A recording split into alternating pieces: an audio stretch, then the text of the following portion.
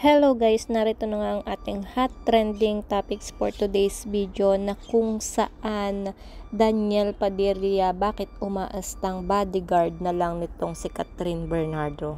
Disclaimer, ang mga larawan o video na mapapanood nyo ay hindi pag-aari ng uploader.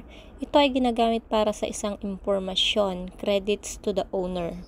Sa kabila nga guys ng mga negatibong nangyayari sa breakup nitong si Daniel Padilla at Catherine Bernardo is nananatiling magkaibigan at in good terms pa rin daw itong dalawa. Ikinasal nga itong ABS-CBN host at artist na si Robby Domingo sa kanyang fiancé na si Mikey Pineda nitong Sabado, January 6. Dinahaluhan ito ng malalapit na kaibigan, kapamilya at kaibigan sa industriya ng showbiz. Hindi nga rito nakaligtas sa matatalas na mata ng mga netizen ang pagdalo ng dating magkasintahang sina Catherine at Daniel Padilla sa kasal ng matalik na kaibigan na si Robby at na maraming netizen ang nakapansin doon. Nakuha sa kamera na kahit hiwalay na sila at sa kabila ng mga negatibong pangyayari sa breakup nila, nananatiling magkaibigan pa rin daw itong si Catherine at Daniel at in good terms. Makikitang magkatabi ang dalawa habang ikinakasal ang kanilang kaibigan.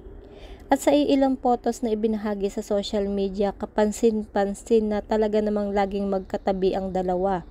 Kapansin-pansin din ang simpleng off-shoulder dress ni Catherine na kahit simple lang ang makeup ay nakaka-relax ang kanyang mukha at blooming vibes. Kahit pa nga guys nasabi na sweet itong dalawa is makikita pa rin daw yung hindi pagpapahawak nitong si Catherine Bernardo kay Daniel sa kanyang braso, na kung saan parang hinihila ni Daniel itong braso ni Catherine at nagmimistulang bodyguard siya nito ng nakaraang kasal nga ng kaibigan nilang si Robby Domingo. Sa kabilang banda, maraming tao ang kinilig sa kuha ng dalawa na magkasama, lalo na ang mga Katniel fans dahil nakakagaan ng loob na makitang maayos pa rin ang kondisyon ng dalawa kahit hiwalay na nga ito. Pinag-usapan nga rin guys ngayon yung bagong itsura ni Daniel na makikita na bagong gupit ito sa isang hairstyle na kagagaling lang niya. Lalo pang kitang-kita ang kagwapuhan daw nitong si Daniel dahil malinis ang itsura ng kanyang hairstyle. Samantala, umaagaw ng atensyon ang Katniel dahil hindi na napigilan ng mga fans ang hiyawan ng pagbukas ng pinto ng simbahan. Sina Daniel at Catherine naman ang nagbukas ng pinto para sa kanila. Masaya ang fans na makita magkasama muli ang mga idol nilang si Catherine at Daniel. Narito naman yung ilan sa mga sabi-sabi ng mga netizen na mukhang may bagong role na nga daw itong si Daniel Padilla sa buhay ni Catherine Bernardo. Mula daw kasi sa pagiging love team at boyfriend, nagmistulang bodyguard nga itong si Daniel kay Catherine dahil sunod ng sunod daw ito at todo bantay sa aktres kahit saan nga ito magpunta. Viral at pinagpepiestahan ngayon ng mga netizen yung X sa X, yung dating Twitter, ang video ni Daniel na nagmistulang bodyguard ni Catherine sa kasal nga nitong si Robby Domingo at ni Mikey Pineda. Sa nasabing video na upload, makikita si Daniel na ini-escortan na parang bodyguard si Catherine papunta sa sasakyan nito pagkatapos ng wedding ceremony. Marami ang hindi nagustuhan ang inasta ni Daniel dahil piling boyfriend pa rin daw umano ang pagbabakod nito kay Catherine.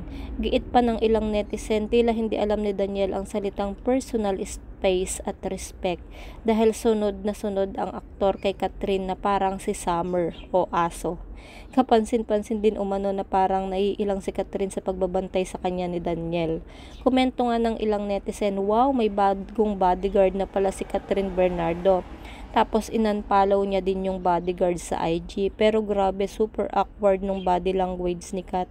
Di ata uso ang personal space sa guy. Kung umasta, kala mo jowa eh. Sabi nung isa, grabe dun bumakod no? Kala mo sila pa. Haha. Ramdam ko gigil niya kasi itong si Summer sunod ng sunod like kairita. Bagay na bagay yung outfit ni Daniel parang bodyguard talaga. Si OAO sa habol-habol, hahaha. Tamang distansya na lang sana, 'di ba? Para saan pa yung pagpapaka-gentleman wala na din sila. For the camera na lang talaga. Hi, give space na sana Daniel.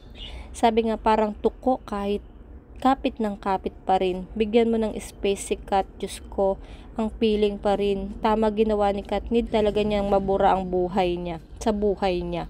Samantala guys, mukhang desperado na nga raw itong sa Daniel na makuha muli si Catherine dahil sa pangamba na walan na siya ng karir. Matatandaan na hula ng marami na lusok pababa ang karir ni Daniel sa pagpapabuwag ng love team nila ni Catherine na Katniel. Sa ngayon guys, no comment si Daniel sa mga batikos sa kanya ng mga netizen.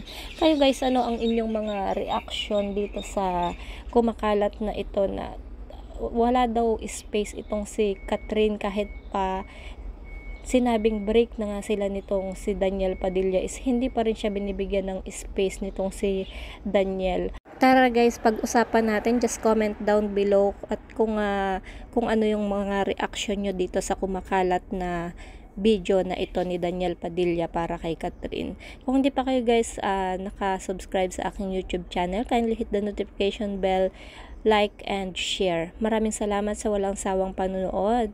God bless.